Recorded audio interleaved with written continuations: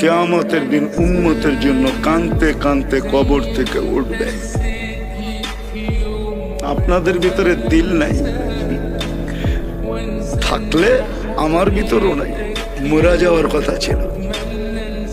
আল্লাহ রসুল কবর থেকে কাঁদতে কাঁদতে উঠবে আর বলবে আইনা উম্মতি। জিবরিল ডাইনে দেখি খালি, বামে দেখি খালি, আমার উম্মত কোথায়?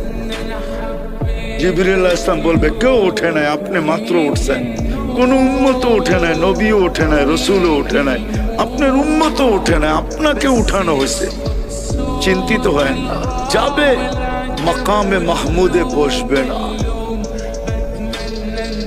আল্লাহ দুটেই চেয়ার বানাইছেন, একটা নিজের জন্য, একটা বন্ধুর জন্য।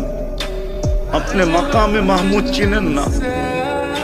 উম্মত তো আজকে ইউনিয়ন পরিষদের চেয়ার পাওয়ার জন্য জান দিতে 100-র ভিতরে 90 না 99 জন প্রস্তুত। যে চান চায় যাক, কিন্তু ইউনিয়ন পরিষদের চেয়ার পাইতে হবে।